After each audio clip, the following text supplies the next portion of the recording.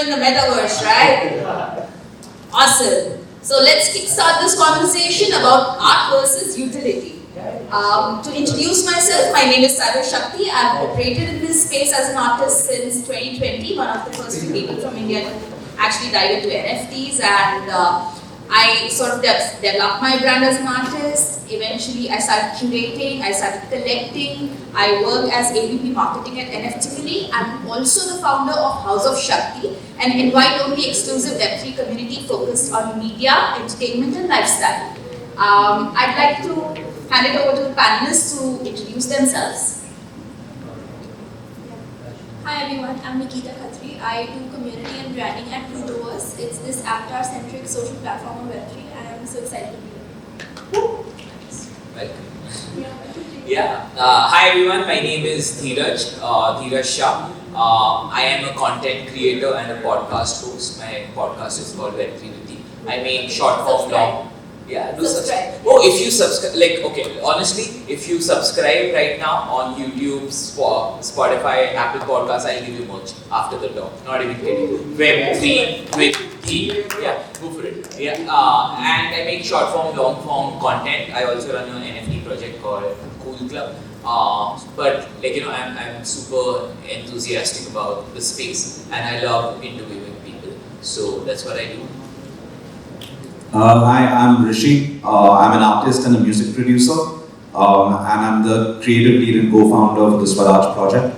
We're an organization of artists and technologists who are building in the decentralized IP space and building in the decentralized creator tool space. So we are going to be launching a collection soon, and we'll talk a lot about art in NFTs and utilities in NFTs. Great. Now, before we actually begin the whole debate of art versus utility, I'd actually like to quickly touch on the topic as to why do people actually buy NFTs? Awesome. So, just to get a read of room, how many of you are devs? Yeah, I can read the room.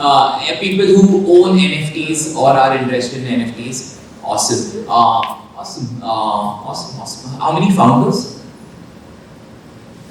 Very cool. So I think with this discussion, we'll get an insight of why NFTs in Web3 spaces is important, right? Because most of us as devs, we are very much behind logic, computation and whatnot, and NFTs haven't made sense for a very long time. So I just wanted to break down how we can understand NFTs as human beings and then also build product towards it, and also understand where the space is coming from. So I think there are three reasons why people buy NFTs or like NFTs or get involved in NFTs apart from speculation. Speculation, money, all that jazz is one aspect which is quite irrelevant in my opinion. But the three reasons people buy NFTs, one is utility, which the main talk is about. What is utility? Is basically anything that gives additional value of you holding a particular NFT or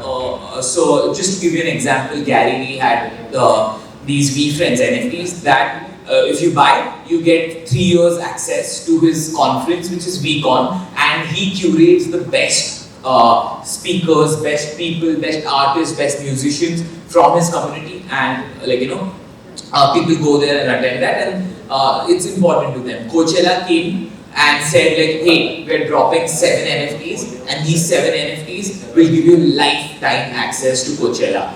As let's say me as a person, I visit Coachella every year. This could be a nice one-time investment, which I can use it for lifetime.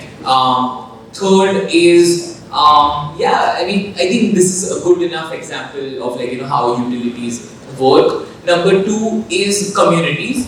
We as humans, we are a social animal, right? So we love to belong, we love to hang out with like-minded people. That's why we are here at a Web3 conference, even though most of us have probably never met each other, but we still feel the connection and vibe with each other because we are on the same level. So community is a great aspect. That's why people join music clubs, they join like football fan clubs, because they resonate with something bigger than us, and like the mentality and vibe is kind of similar, right? Like, so I bought these cool cat NFTs, and people who bought along me, they really liked cats. They didn't know how the project is going to turn out. It turned out to be awesome.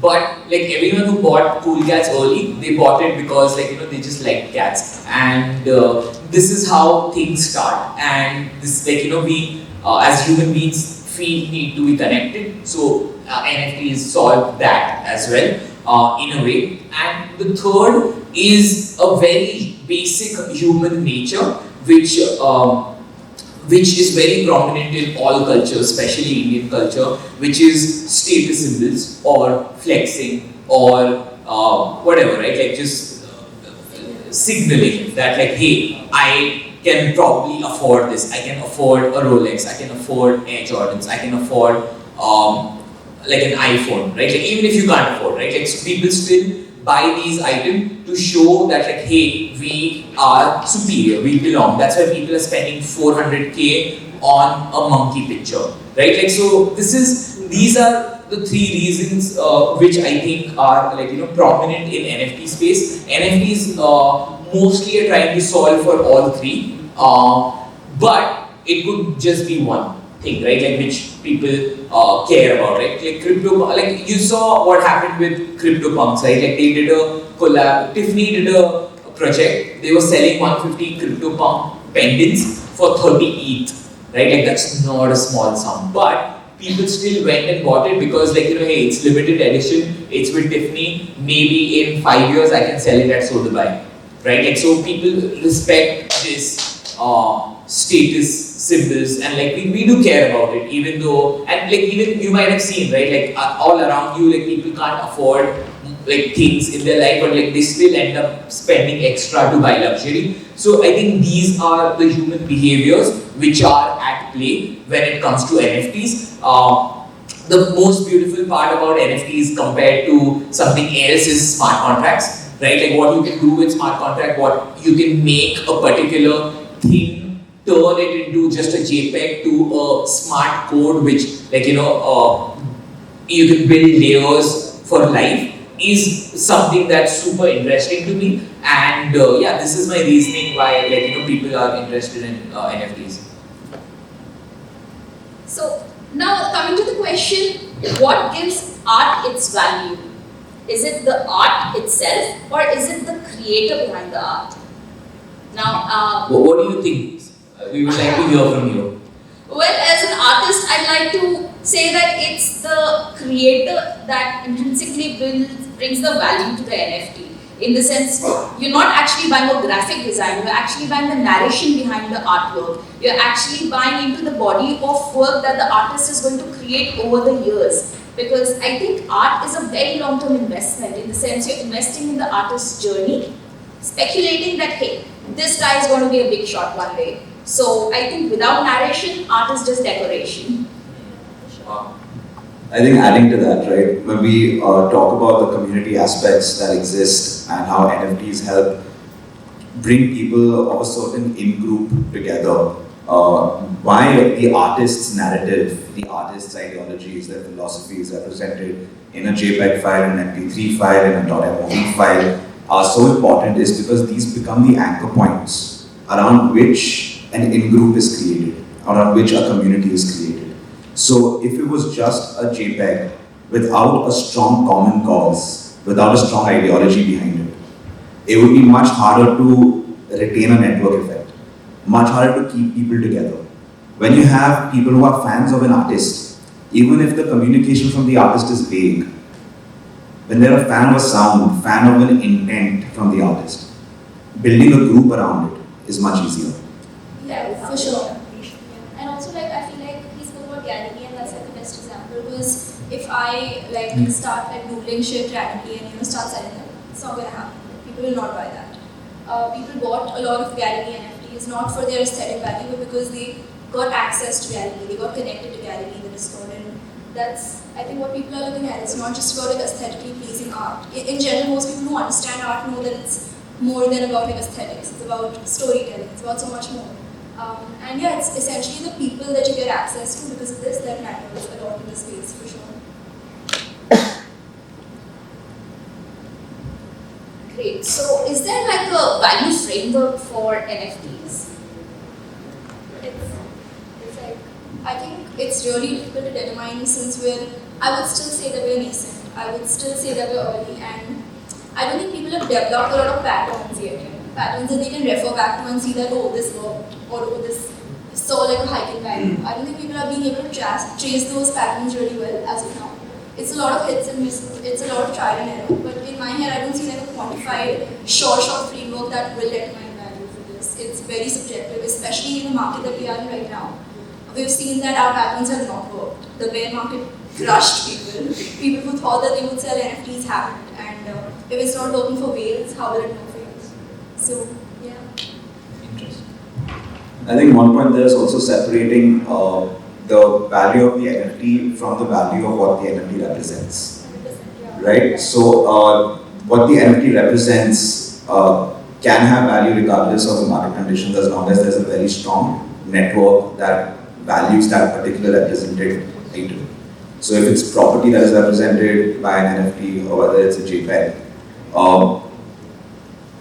that will have a different value from the inherent value of an NFT as a concept itself. My stance usually is that the NFT as a concept is a very neutral thing. Putting money and saying that, hey, this NFT, the token has value, is something I find hard to digest at times. Because I see it as a tool that allows you to do things. What it does is where the value would accrue.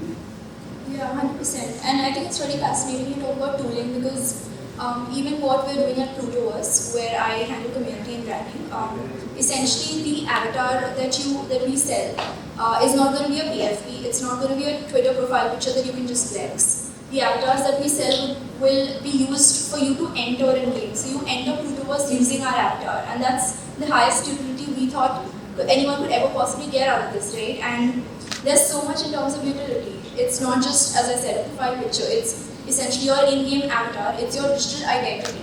What we're also going to do post selling these avatars is we're going to roll out software development kits and tools for people to sort of customize their digital identities and avatars. And yeah, that's another form of utility. I feel that projects and so many metaverse projects also dive into.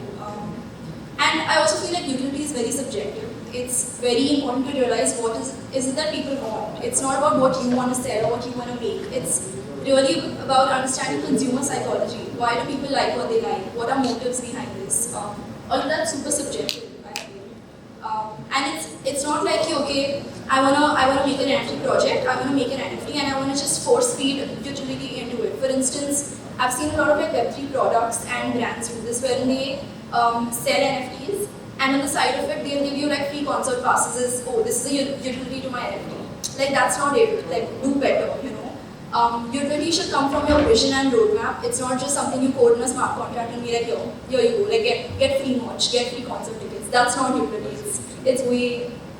That's marketing. People do give out free merch and just free IRL shit in the name of utility, and that's not it. Like your vision should be. Sort of all my NFT projects are charging me $100 to get an extra. Customized big projects. Yeah, that's like a new problem, honestly.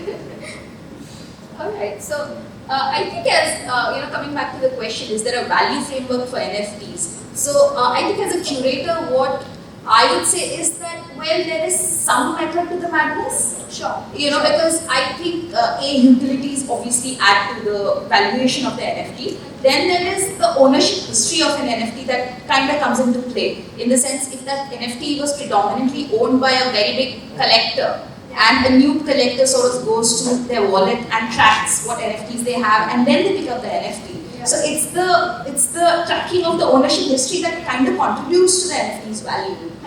Another aspect that I think I've discussed at length with Dheeraj is the liquidity premium that you can get off the NFT. So I think these are the factors. What does that mean? Like, can you explain? Because I personally think that's a very, I had never thought about it, but I think it's a great example. So I think liquidity premium, by rule of thumb, you know that NFTs are highly illiquid and highly speculative. But if you think that, hey, you can easily flip that NFT and you can make a profit on it, I think that is what is liquidity premium, and that is what is driving a lot of blue chip projects. People are buying into them because they are very sure that they can sell it and sell it at a profit. So that is liquidity premium, and that is also a very big factor in NFT valuation. Yeah, 100%. Now coming to the question of, as creators, do creators really need to add utility to their art? And I'd love all of us to answer this. So, do they need to add utility to art? No, they don't need to. The first base layer utility of art is emotional resonance. That's what builds communities. So, keeping that in mind as a permanent level layer utility for art, you're fine. But that being said, I was recently having a conversation with one of the musicians who's part of the Swaraj community, and we were talking about how. Over drinks, we were talking about how music in general or art in general doesn't have value, in the sense that it is not similar to water or air. It is not similar to money, where you need it to really survive.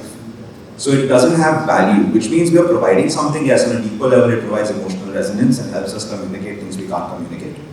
But on a superficial level or a high level, it doesn't bring a lot of value. We can't do things with the art. One thing that really made me fall in love with this technology was that with an NFT, with this technology, you are now in a position to make art do things for collectors. Where collectors can now use art as keys, they can use art as membership, they can use art as tools within a digital economy, a digital environment. The fact that art can now do that is what's really cool about art. So as an artist, if I'm creating a simple MP3, do I need to add utility to it? No, I do not. But if I look at that MP3, look at all the work that goes into an album or a single, the creative work, think of it as a little world, and then think about what can this art do for my fan. Ask that one simple question. I can do a lot more with art than I could if I consider it.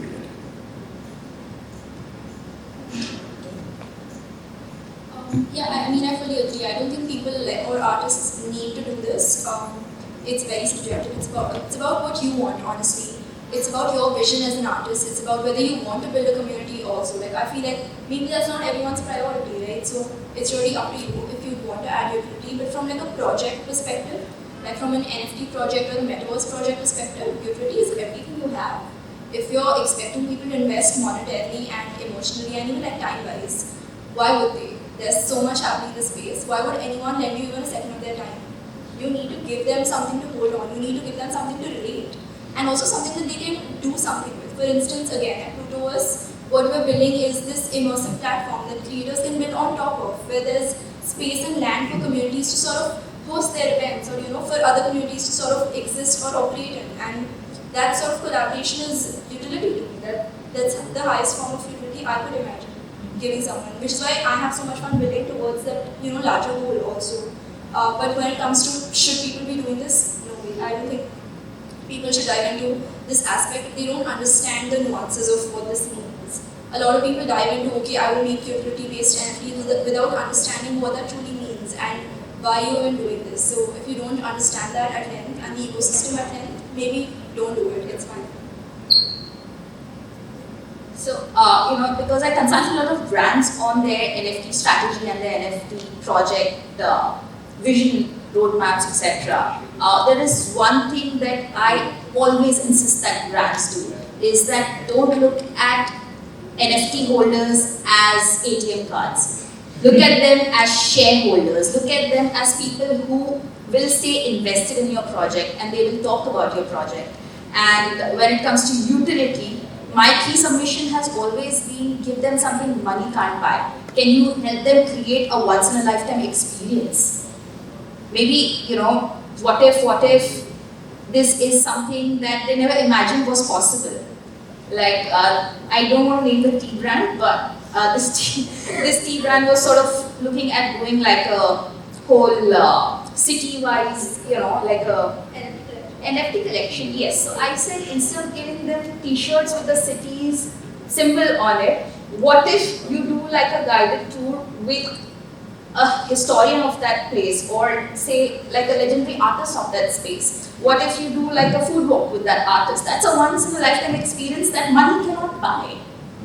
You know, and that is how you build loyalty for your brand. And I think, you know, because as artists, it's we who can envision things like that. So I think creators actually can add so much utility everywhere they go with all sorts of ideas that they bring to the table. Yeah. As an artist, you are your brand, you are your enterprise really. So I think it's through the journey or the career trajectory that artists sort of build for themselves, we are making our own utility. Nice. I feel like it's, I mean, even with you, and you talk about this all the time, right? It's about creating like meaningful experiences for people. If you're not doing that, then as you said, like a t-shirt won't do it. It has to be more. And also, I feel like a lot of people, I mean, I just see like some really good Web3 products coming out of India. And I just really feel like in general, as a ecosystem, there's so many boundaries that we need to push that we haven't yet in terms of understanding all the possibilities of an NFT. Yeah, I feel like I see so many people like working towards it right now, and that makes me very excited. Because I talk about like collaboration and interoperability with a lot of like other metaverse projects, and I see people talking about this, and people trying to understand the nuances of this and not just like the basic stuff, not just Web2 stuff, really sometimes, and that's very fascinating to me. I think I really like that. So, here's another $1 million question. Will brands entering the space kill the indie artist? Yeah, I think I go. I think it does affect in a way because like just let's look at NFT industry 1 year back. Like we had ferocious selling. We had people selling their artwork, and like all these guys at Known Origin, at Rarible, whatever, right? Like all these smaller platforms. Like I think after people's sale, a lot of one-on-one art got like so much traction. People were discovering artists. They were top 100 artist lists. Like even Indian artists made a lot of money. Best time for my career around the people's sale. I've never sold so much art. So a lot of it happened, and then what happened 6 months later? You see Adidas, Nike, Gucci. You see all these brands which are like dominant force in Web2 or just in general. They coming in and they are capturing the value which we were as individuals, as enthusiasts of the space, were giving to native NFT artists or native Web3 people who were way bigger before the brands entered. Now, for me, I think it's a safer bet to buy that $30 ETH Tiffany than buy a Cyber Shakti artwork because. No, I'm just giving an example. But then what do you mean by safer bet? Like Safer bet? Monetarily? Yeah, monetarily, right? But then again, that's such a No, one-sided perspective. not necessarily. Stick around with House of Shakti. You'll go places. Not necessarily. Again, this is my opinion, right? Like as an investor, Exactly. as a normal. As someone who doesn't look for utility or like something like that. Yeah. Correct. Just Well, it's a fair statement to make, really, because If I have capital to allocate, would I buy, let's say, 30 one-on-one artworks for 1 ETH, or would I buy 30 ETH Tiffany, right? Like whatever, or like whatever. So the chance I get. exactly. So what has happened is there's a consolidation of these big tech, big fashion, big all these guys, and people who are smaller creators, they're sidelined in my perspective. But that doesn't mean that smaller creators can't make it, right? Like people with very less distribution, with very less brand value, but who are doing good stuff are making way more money than they could have made in Web2. Fans, 200 fans, 10,000 fans, 100,000 fans. Those are small numbers. A very strong network effect built between these numbers. A network effect of trade of value between these numbers. And that is a very useful thing. We haven't been able to see that happen with digital goods, because digital goods have not been, we haven't been able to allocate financial value to these digital goods on the internet till this point. Yeah, and I think that's very fascinating to me because when you talk about these small networks and small networks, what happens is that you don't have to worry about things like conversion rates. Like everyone's a cult member, everyone's a contributor, which is it's a fabulous place to be in for any creator. And also, I mean, how I look at it from my perspective in terms of brands scaling indie artists or creators, I don't think so, because what's happening is that sure, like the number of creators are increasing. What's also happening because of this, as a result, is the user adoption rate in Web3 as a whole is increasing exponentially.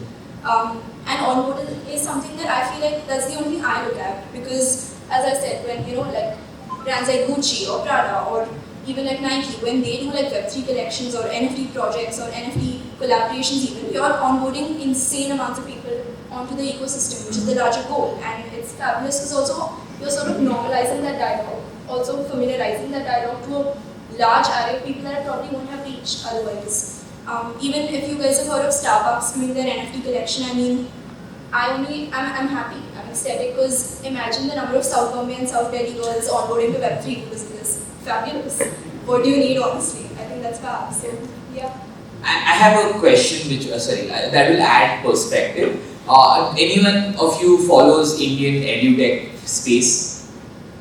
Edutech, yeah. So, okay, have you heard about Byju's Unacademy? Anyone? Is there anyone who hasn't heard about Let's look at the room, right? Like so, you guys have heard about it, right? Yeah. But like we can 100% say that like something like Byju's Unacademy will get funding. But what happened because Byju's and Unacademy and 1,000 other edutech startups, there was on alternate there was this teacher who used to run a YouTube channel called Physics Wala, right? Individual creator, he's giving run for the money to all these startups because he's a brilliant teacher. This wouldn't have happened if there was no distribution, which is YouTube. In earlier, because you had to work for let's say like a tuition to make your money, right? Because of this space, he took YouTube seriously. He started and then he raised money, right? So individuals who are brilliant are getting more and more opportunities. I see the same thing being converted into NFTs as well. Just to give you an example of I don't know, maybe most of you, because you guys have heard about Khan Academy, right? Yeah, I think most of us have studied from it as well, right? It did all these bigger things didn't exist, but they cracked distribution in such a cute way that he was teaching something to his nephew, and those videos started going viral, and then they were able to raise funds, start a school, and do so much, right? So as an individual, the space when the distribution is growing is just enormous. And with NFTs, if all of you who said they've used Khan Academy to study or whatever, you also get incentivized in someone growing. That means if I can go back and say first 10,000 people who used my product, I'm dropping you OG members NFTs, right? And maybe that has some utility or it just has some flex value, but then a trade starts happening in this thing, and we as users can earn from someone else's success story as well. And when you say, when you talk about Physics Wala, I feel as he said, that he's really good at his job, and that's all that matters. And that's also in tandem with a lot that happens in this space in terms of bounties, where people who are really good at their job should be doing their job, and that's it in terms of their skill set. And I feel like most of us fail to realize that so much that goes on in the Web3 space is primitive human behavior. It's just so evolutionary in nature. We're just tracing back to evolution, this sort of need for ownership, this need for consumer psychology, this need for communities, this need for one person doing a job and he's the best to do it. That's why he's doing it. All of this is so native and so primitive to us, and we're just going back to that. I feel like it's not so complex. If we really deep dive into what was always happening, I think we're just sort of cycling back to that. Yeah. Always go back to basics. Always go back to basics, yeah. And that's so much of the ethos and fundamentals in the space are very primitive, if you want to say. So, because we are all from very diverse industries, how do you see utility being applied to your industries? What industry are you from? Yeah, so I'm in the music industry. And one thing we've been looking at, the early use cases, were the very, very early days of music in Web3. The early use cases of music in Web3 have revolved around, let me take an MP3 or a .wav file and attach an NFT to it. That's one. You try to sell it. And try to sell it. Two has been, let me provide some kind of real-world digital item along with it, either in merchandising, or I would include access to IRL events. So like Kings of Leon did a lifetime access to all their shows, front row seats, etc. Now, at Swaraj, we've realized a few things. One is that when we're looking at what is possible with NFTs in the world of art, especially when future-proofing for the way technology is going into an immersive world, even at a music on a iPhone music level, right? We're already playing with spatial audio and immersive audio over there. So at your mastering studio right now, we're already mastering in spatial audio. So the technology is heading in a more immersive space, which means intellectual property, art as we know it as well, can benefit from change. So at Swaraj, what we have been doing is, one, we've been building out a collection which takes advantages of the idea of splits in an NFT, where multiple people can receive revenue from an NFT in perpetuity, but also benefit from each other. So for example, Andy Warhol in the past takes a photograph of Madonna and Elvis Presley and creates an insane number of prints about this, and that goes out. I don't know Madonna, but I end up as a fan of Andy Warhol picking up a picture and realize, oh, there's this entire film icon that I didn't know anything about. So the split system in an NFT allows for that network effect where if one artist is growing, everybody else who helped make a film, who helped make a comic book, who helped make a song, an album, can benefit from it. The second thing that we're specifically focusing on with the collection that we will be dropping is that when somebody holds a Swaraj Music NFT, they will have a CC BY-SA license, that's a Creative Commons license, for the underlying beat. We're building out a creator tool to explore what is possible in the sampling industry around music. So anybody who holds that beat will be able to create a remix of the song that they bought from the artist and mint that as their derivative NFT, as a remixed NFT which holds the Creative Commons license. Now we believe that the real power of NFT technology around music comes when you start exploring co-creation. Comes when you start exploring what can a fan do with their artist, which is a step further than our current use case of membership, access, etc. So that's what we're currently working on and will be dropping over the coming weeks. Brilliant. Creative Commons is such an amazing aspect that NFT projects can add because, hey, creator economy, IP rights, such a fascinating space to be in right now. Dheeraj, would you like to?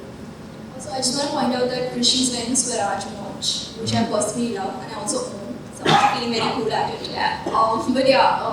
Talking about utility from a metaverse perspective, I feel like all metaverse projects sort of think about utility first because that has to be your larger vision. You can't be making games and platforms and can't be selling land if you don't think about what's more to it, right? People will not engage or indulge with it. So utility is the first thing that you talk about when you're building a metaverse. At Plutoverse, as I said, our avatars are used to enter Plutoverse, enter in-game. These are customizable, that's another utility.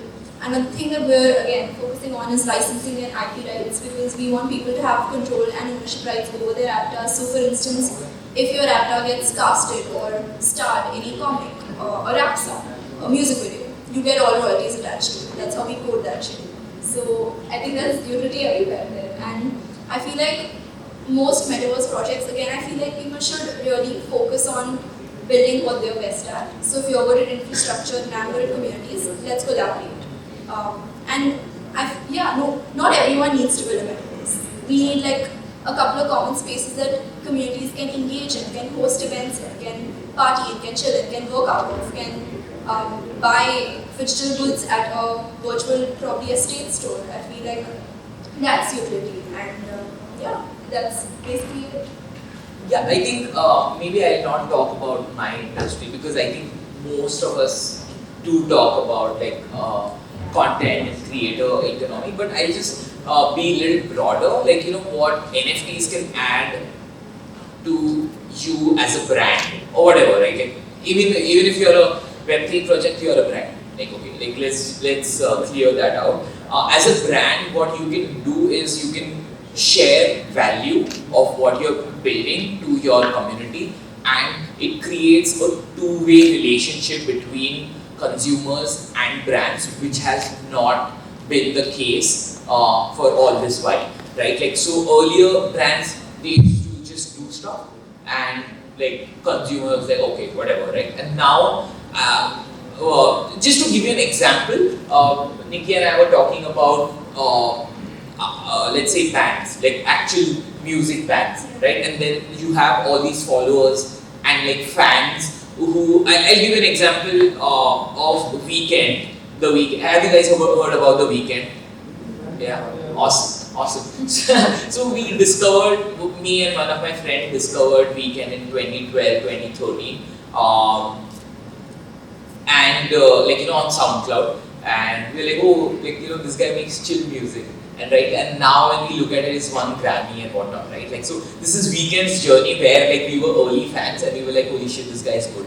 But if we owned like any of the early NFTs of Weekend, like now, just like we have bragging rights to speak on stage, but we could also have monetary value of someone else's journey where we supported someone at the early stage. Like if you are building a brand, if you're building a company and you give me like, hey, OG, my brand member, like first 1,000, one of the people who supported us, that can turn into something way bigger than you can imagine. And what also happens, the user behavior, like if I get an NFT of like let's say your product, I am more, like I feel ownership and I'm more accountable. Like, hey, I go and use your product because I have that special NFT, and I go and say that like, hey, you should do this, you should do that. You don't have to listen. But like if someone has ownership, if someone feels a connection to you, I think that's invaluable. Like you can't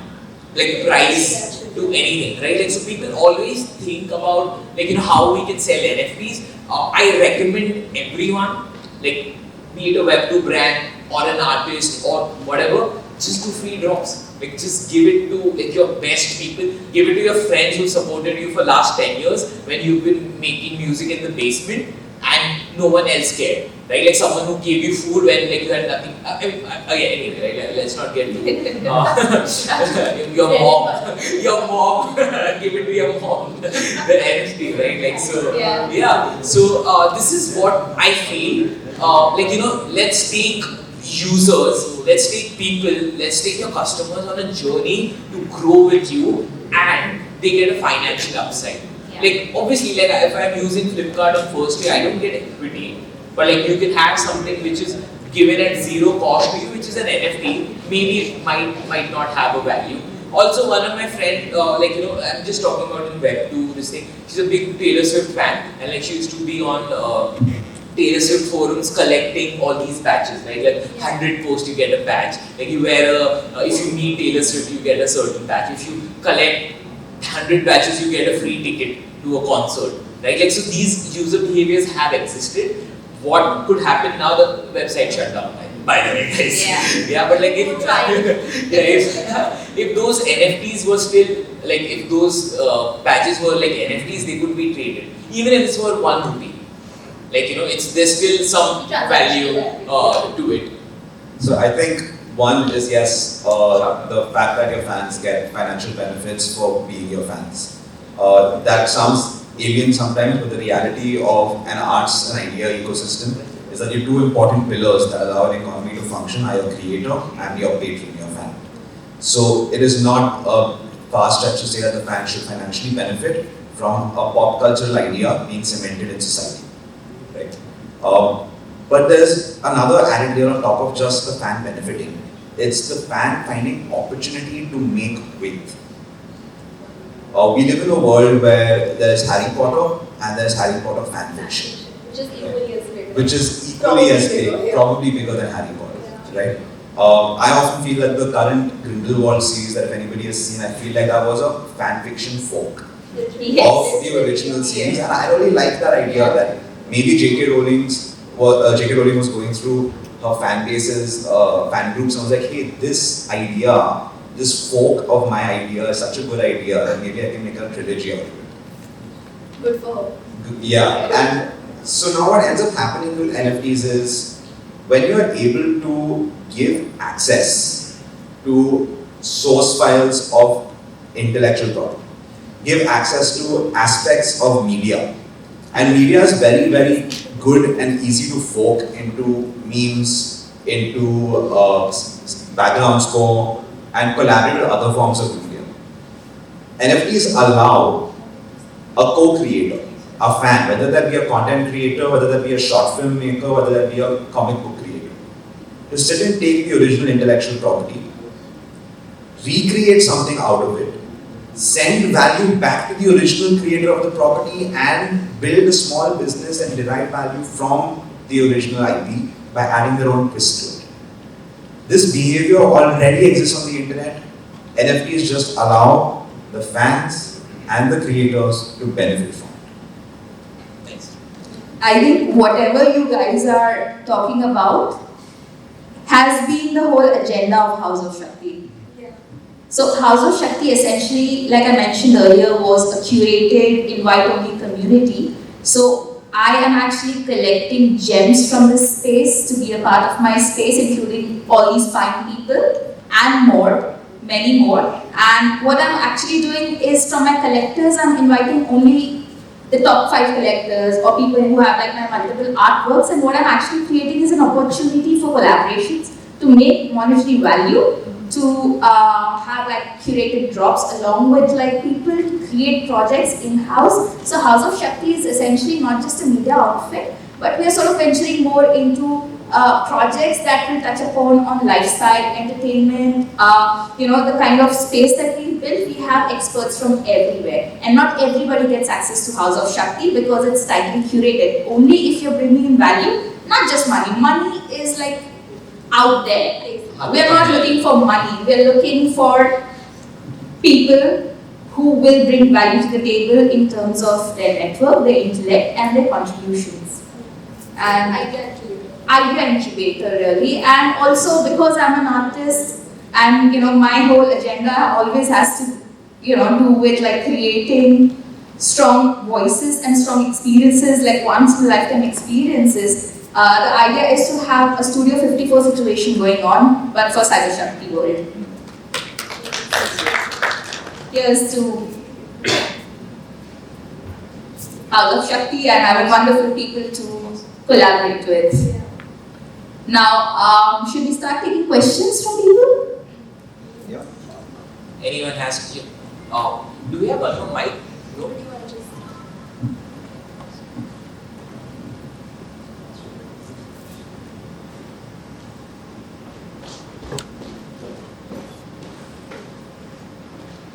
Say your name and question. Yeah, so this is Himanshu. Hi Himanshu. So what I just want to ask, like, how you see the Web3Conf in the next 1 to 2 years, please? How do you see creator economy in next 1 to 2 years? A little more structured, if anything at all. Yeah, like. Also like booming. Booming for sure. I mean, I see it booming for sure because the creator economy is also going to make space for a lot of user-generated content, which is going to become an economy in its whole. And I think we're transitioning into a fairly sustainable ecosystem in terms of creator and value that a creator gets. So I see it booming. I see lots of opportunity. Just take it. Yeah, grab as many opportunities as you can, is what I say. UGC is already user-generated content is super big in America. Yeah, it's Like if you see TikTok, I mean I know we can't, but I'm just saying like if you go on TikTok, there is a whole hashtag UGC where brands work with smaller creators to make ads or just get more and more content, because what these smaller even 200 follow people kind of content they make, like an ad, it's kind of a user generated ad for these brands is, oh my god, amazing, just and it's also like doing very well in India also, not just America, like brand collaborations, influencer collaborations. I think they're like forming the basis of UGC in India, and I think that's mental in terms of the kind of revenue they generate. Insane. I want to make how much an influencer makes putting up one picture. Like I want that. So that content and that opportunity and revenue is massive. It's insane. On a 5-year timeline with regards to the creator economy and Web3 applications, the more the platforms they are familiar with enter the Web3 space, like Instagram, Spotify, etc., the sooner, the easier it becomes for creators to onboard. At Swaraj, our thesis is that you onboard through intellectual property. That means you build something with the artist to help them really get a grip on what the technology is about, right? As opposed to just creating a platform and attracting people to the platform. How will it evolve in 2 years, 1 or 2 years within the Web3 space, specifically for creators within the Web3 space? I don't think we will see a massive explosion happen anytime soon. I think a lot more needs to be built out first. And we will see a lot of experiments, exploration, and creative explorations of both IP and the way smart contract interacts with intellectual property.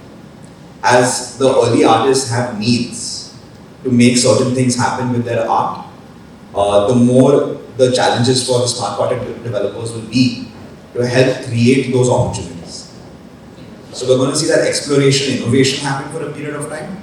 On a platform level, on a technology level, on a creator tool level, and in pockets on an artist level with regards to unique IP.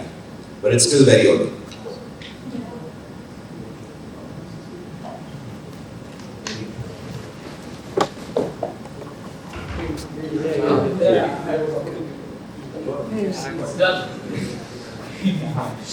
So analyst also needs something. So first of all, this talk was really light-hearted, and me and partner. So we are also kind of resonating on a similar thought line which you have brought now today. So it's a kind of personal question to all of you. So what is your long-term vision? Individually, how are you seeing this thing, or what you want to do in your life? Our personal vision or vision? No, for What's your name? My name is Abhijit. Okay. What's your Vision. I just mentioned it for us.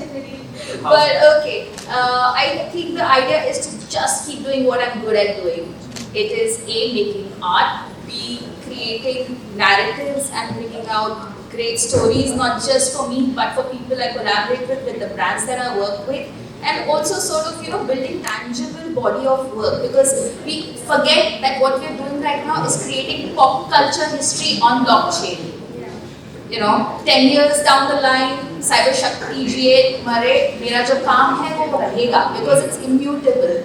So the kind of things that we are putting out, I want people to be able to go back and say, hey, what a beautiful journey.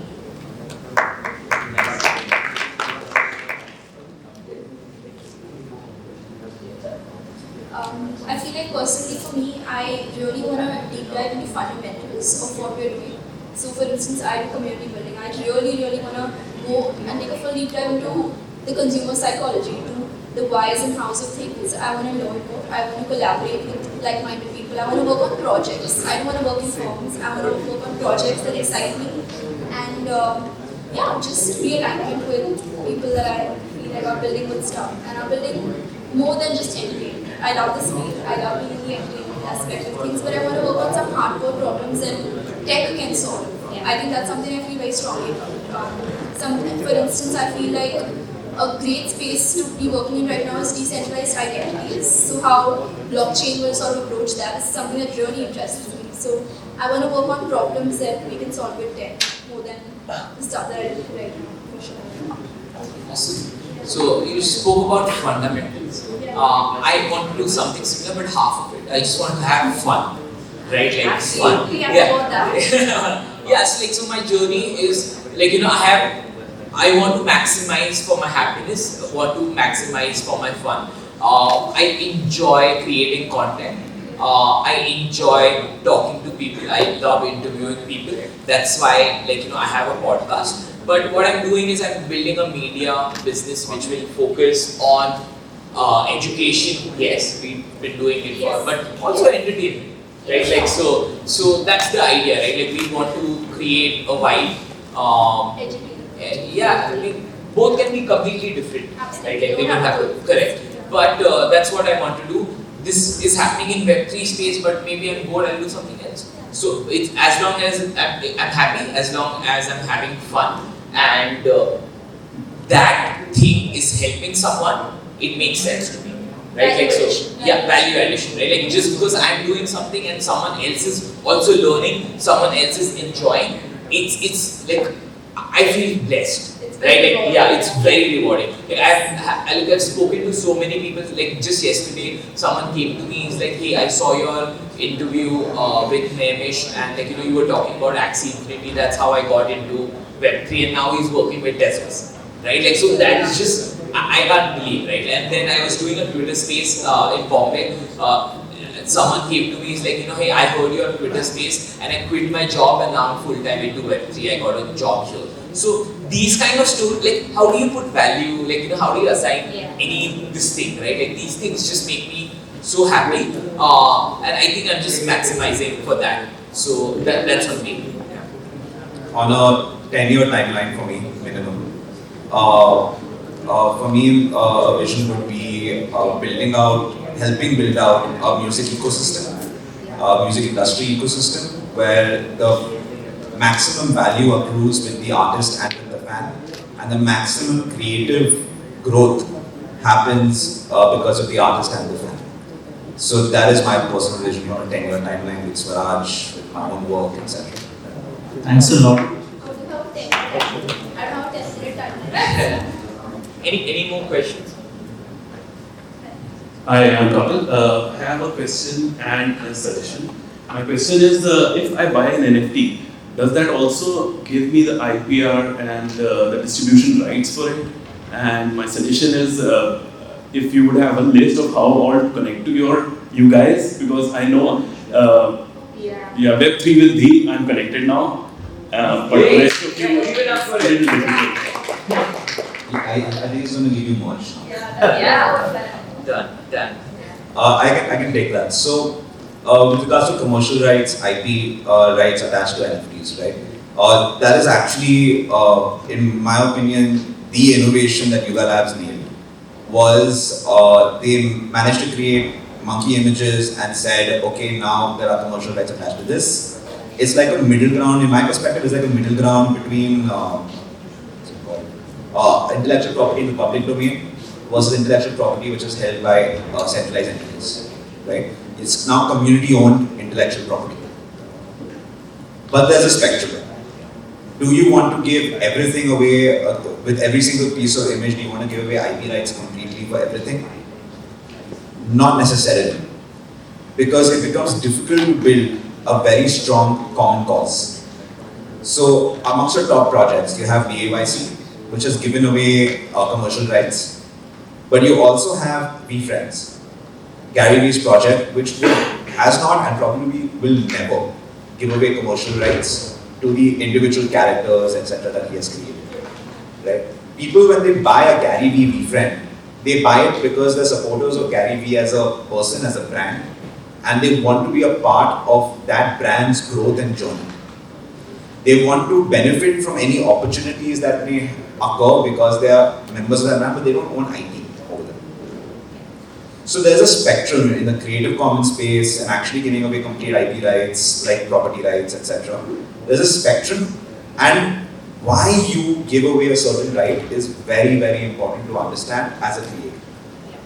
If I'm giving away a commercial rights behind, say, something like characters that I may have created, I'm giving it away with the intention that I want people to be able to do whatever they want with it.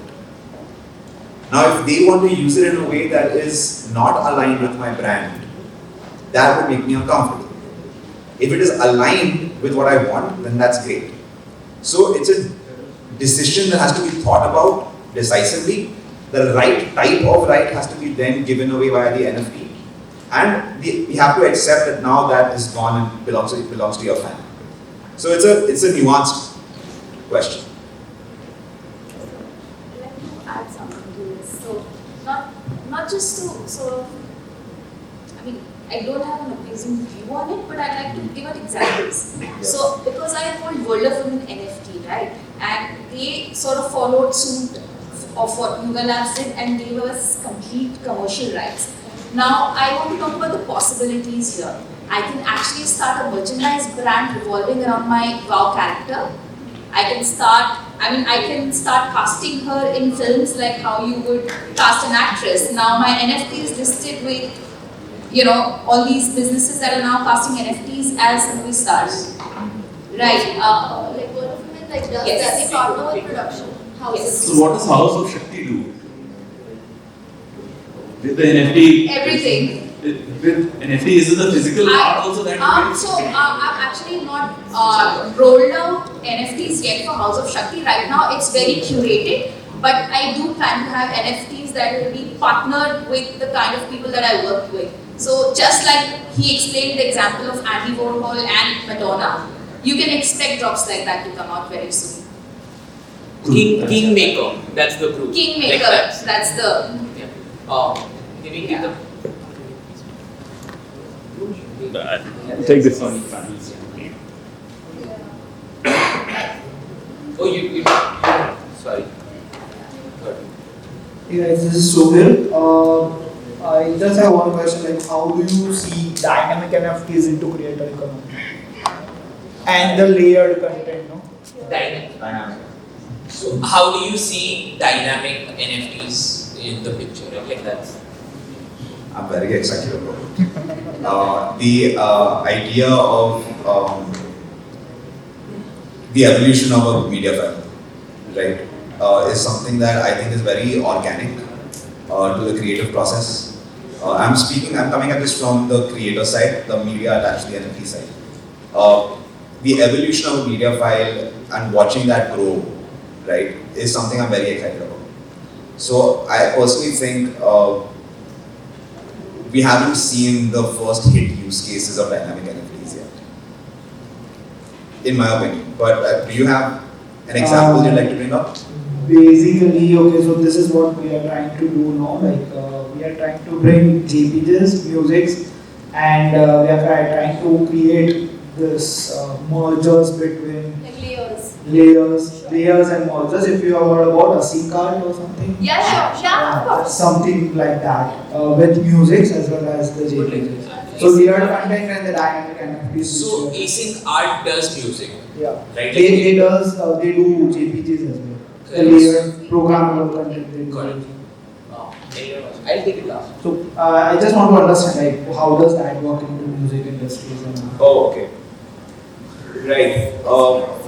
So from the perspective of something evolving after a product, from that perspective? yes sir. Right. So a simple example, Kanye West released an album called Life of Pablo. He put it out there, it was distributed, it was available on streaming services. He woke up the next day and said, I don't like it. I want to change it. I want to fix it. So he tried to get it off distribution services, get it mixed again and put up again. Right? One thing that is commonly talked about in the creator economy is work in public. Do your best work publicly, share your work in progress. What dynamic NFTs allow on that front for the music space is you get to take people along with you on a journey of never finishing an album, because as a producer, an album is never finished. A song is never finished. You put it out as a master, you are still making different versions of it for remixes, for live events. You're getting bored of it, so you're changing with musicians and doing a third version of it. Doing acoustic set. Acoustic set, all of this is value that is not captured, right? Dynamic NFTs can allow for going on a journey with artists and seeing the different stages. Another thing that I'm excited about is can dynamic NFTs, and this is a very open-ended question, I don't know if we will get there. It's something internally me and a co-founder friend in Swaraj discuss a lot, is can me as a holder of a PFP, for example, can that media file evolve based on the actions I do for my community? That's what we are trying. Yeah. So, So incentivize so that because when we talk about PFPs, you're talking about identity, and identity is a fluid thing that evolves. So when it comes to dynamic NFTs, I'm very excited about what can happen in bringing still media files to life over a period of time. Cool. Thanks, man. I have an opposing view. Yeah, I mean, I personally, like at the current state, I don't see the necessity of dynamic NFTs. Even though, yeah, like the conception, like, oh my god, oh, NFTs can change sounds awesome, but like, what do you actually do with it, right? Like, oh, it changes, then like, how do you actually value it, right? Like, as a, like, as a human being or as an investor, I think it like sounds cool, doesn't work kind of situation is where I am at. Like, I don't see a point of mixing two random tunes to create a third tune will have any kind of value in general, right? Like the value comes because someone has put their entire 30 or 4 years or 30 minutes of experience, whatever it is, to create it in a particular way. That's why you like it, not because, oh, I created this music that might go hit, right? Like, so that's where I am at. Like dynamic NFTs, for me, I don't see them making sense for like at least a year or two. In general, right? I don't want things to change and then you expect someone else to keep up with what has changed as well. Like that's ridiculous. Like as a, like I can't keep up with all my investments, which are stagnant. Like these NFTs not shifting. Like what CCO 0 ho gaya, I can't keep up with that. But like if you are expecting meta data to change every fucking second, that's like it's ridiculous. You can't expect someone to value whatever you do that much unless you're eminent or like you're at that level that every move you make will be like captured. So that's where I'm at. I think Or makes Rahim's sense. I mean, I feel like it's definitely not going to change every second, so I don't see that as a concern. I think of it as a possibility. It's a great possibility to have. It's a great option to have. And yeah, like the journey with it that you spoke about, like getting to see that from scratch, I think that fascinates me a lot. Again, like we have to see projects doing this successfully for us to be able to, draw sort of parallels between what can be done and what should be done. But as an idea, it's very exciting for sure. Thanks. So, in terms of dynamic NFTs, maybe not every NFT needs to be dynamic. But for example, we are progressing towards digital identity. So you could have a choice of your NFT evolving with you. However, we also need to think, like Archie comics, for example, if it was an NFT and Archie grows old, like he becomes 60-year-old, but the character that is developed is still a teenager, and teenager across the world sort of connect with it because he's 16 years old.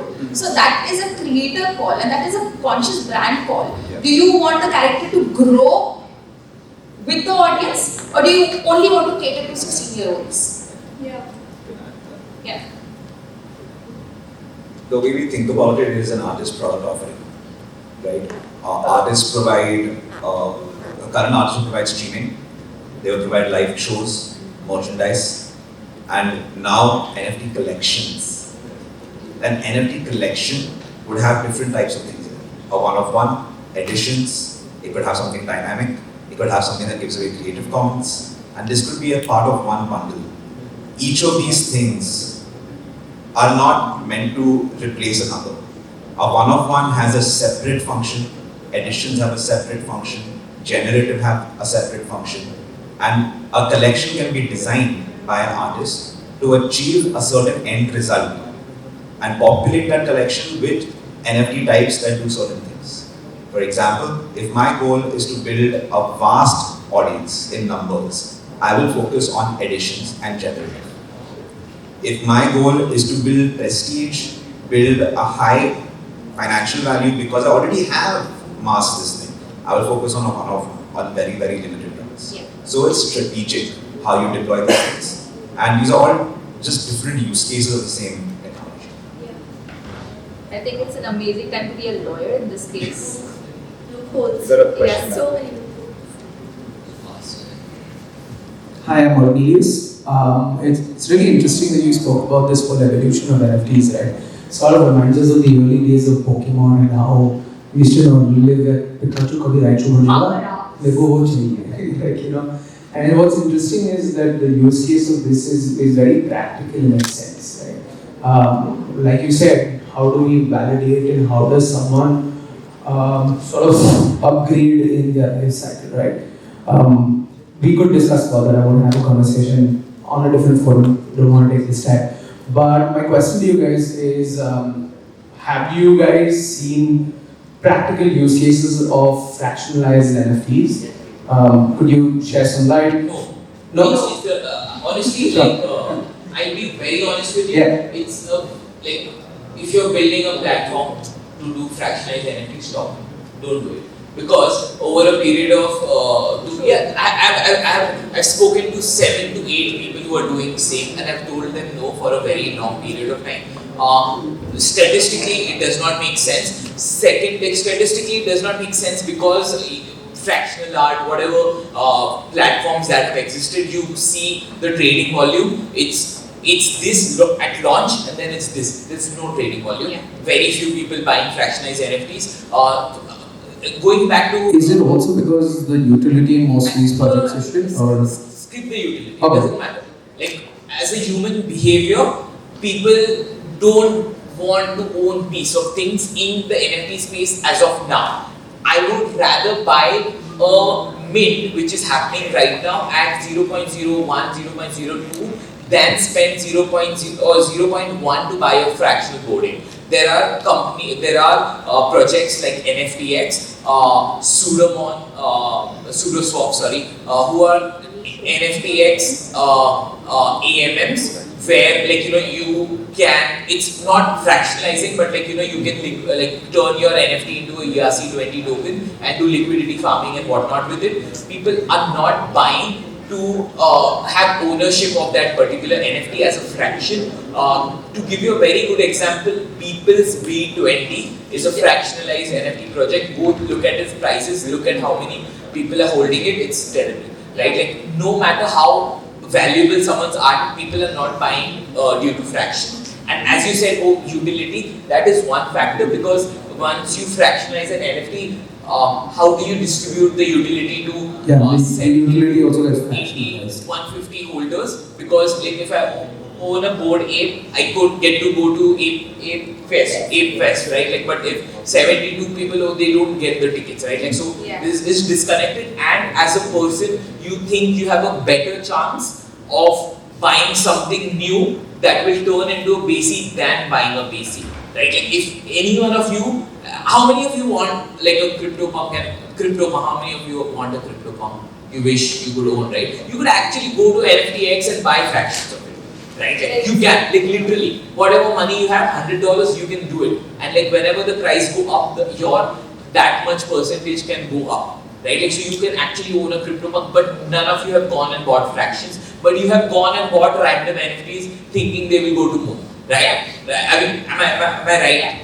Right? So that's the user behavior. User not buying fractionalized NFTs, and until you can figure out how to give utility, or there's no liquidity is also very low when it comes to these things, right? Because people are not incentivized to yield farm on. But if you are interested in NFTs and DeFi, go check out NFTX, go check out Pseudoswap, what these guys are building, go check out FloorDAO. These are some very NFT and DeFi use cases which people generally don't talk about. I'm going to add to that. So I agree with him on quite a few of the points. When it comes to a basic behavior level, how many people want to own a fraction of something is something that I'm not sure about.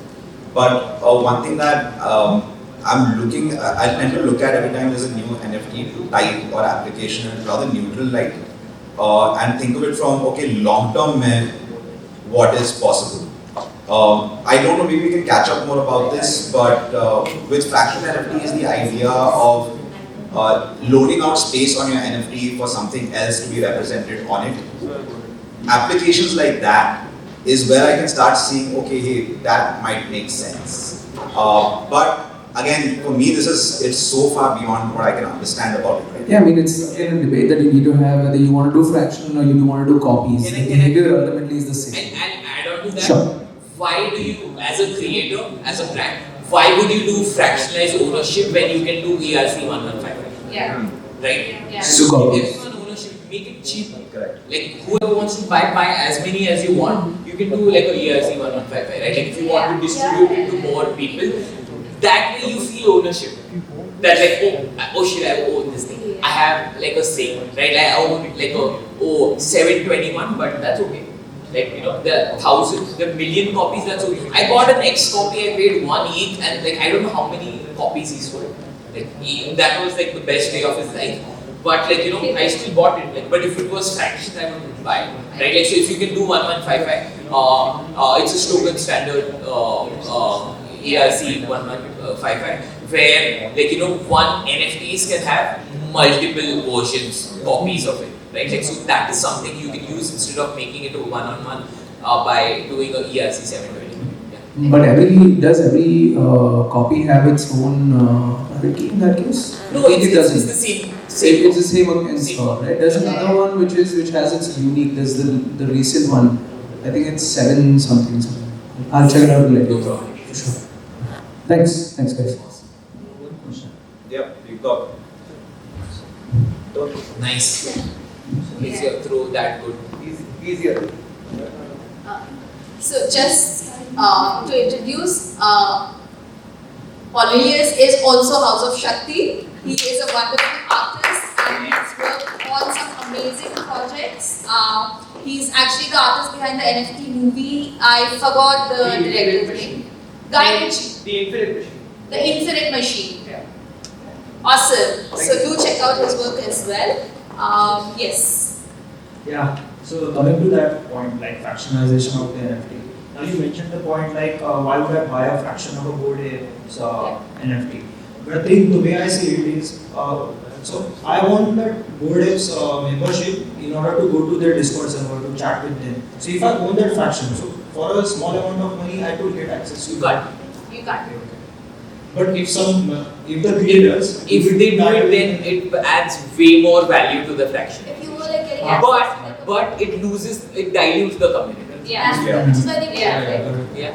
Yeah. I think the only use case that I can really think of it as, say, somebody's passed away, like for example, say an MF is an NFT, you know, because that is limited in supply. There will never be an NFSA painting made again. So perhaps a few institutions or a pool of collectors could buy that and just decide what's going to happen next with the artwork. I think those sort of fractionalization use cases make sense. regulatory. Yeah. But apart from that, I think for living artists, you can always create more, right? I think one simple framework question to apply, like just when we're discussing it now, is that what benefit is there to breaking this NFT up into pieces, breaking what it represents up into pieces? What is the benefit that comes in that does not exist before I do that?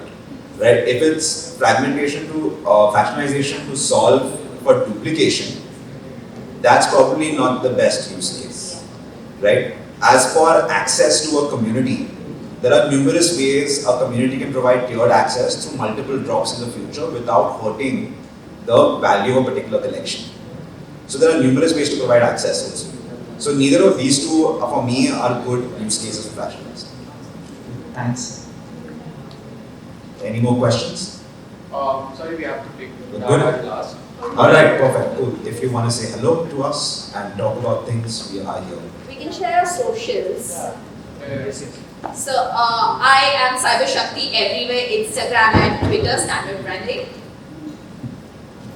I am Nikki in Plutoverse. Dheeraj Shah on, like you can search on all platforms, Twitter, LinkedIn, Instagram, TikTok. Snapchat. No, don't Passport, have it. R. Yeah, and Web3 with T is also on all platforms, including Spotify, YouTube, Apple Podcasts, everything. Yeah. I'm Rishi Pradu on Twitter, Instagram. That's B for Bombay, R-A-D for Delhi, double O. On all platforms. And Swaraj Project is spelled with a K. You should find that on Twitter as well.